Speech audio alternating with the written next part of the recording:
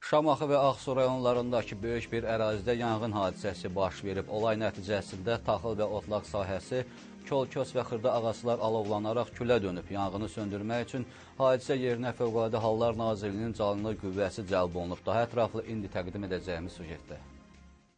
Ötən gün saat 16:30 radələrində Şamaxının Göygöylər kəndi ərazisindəki taxıl sahəsində baş verən yanğın getdikcə geniş əraziyə yayılıb. Alov qısa vaxt ərzində genişlənərək Şamaxının Bağırlı və Göylər, Ağsunun Bico, Ləngəbiz, Çaparlı kəndləri ərazisindəki taxıl sahələrini də məhv edib. Hadisə yerinə Fövqəladə Hallar Nazirliyinin Şamaxı, Ağsu, İsmayıllı, Kürdəmir, Göyçay, Qəbələ rayon yanğından mühafizə hissələrinin 10 yanğın söndürən maşını və 100-dən çox canlı qüvvəsi, həmçinin mülki müdafiə qoşunlarının şəxsi heyəti və 2 helikopter cəlb olunub. Dağlıq və dağətəyi ərazini əhatə edən yanğın axşam saat 22:00 radələrində söndürülüb. Hadisə nəticəsində Ağsu rayonu ərazisində təxminən 500 hektar, Şamaxı ərazisində isə 200 hektar biçilən və biçilməyən taxıl sahəsi, otlaq ərazi, kol-kos və xırda ağaclar yanaraq külə dönüb. Yanğının yaşayış məntəqələrinə və meşə zolağına doğru irəliləməsinin qarşısı alınıb.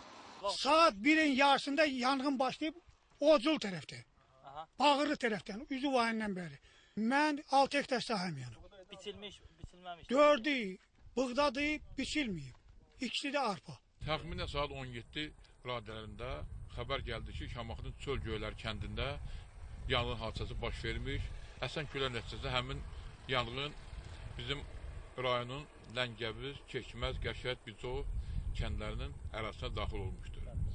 Baş verən yanğın hadisəsi barədə Fövqəladə Hallar Nazirliyi də məlumat yayıb. Məlumatda bildirilir ki, iyunun 16-sında Şamaxı rayonunun Çöl-Göylər, Hacıqədirli, Ovçulu, Bağırlı və Ağsu rayonunun Qəşər, Keçidiməz, Bico, Ləngəbiz kəndləri ərazisində taxıl sahələrində yanğın hadisəsi baş verib. Dərhal Fövqəladə Hallar Nazirliyinin Dövlət Yanğından Mühafizə Xidmətinin qüvvə və vasitələri, həmçinin yanğın böyük ərazini əhatə etdiyinə görə hadisə yerinə Şimal-Qərb Regional Mərkəzinin şəxsi heyəti və aviasiya dəstəsinin 2 helikopteri cəlb olunub. Yanğın bəzi ərazilərdə məhdudlaşdırılıb, ayrı-ayrı sahələrdə isə söndürülmə işləri davam etdirilir. Fövqəladə Hallar Nazirliyinin məlumatında belə deyilir.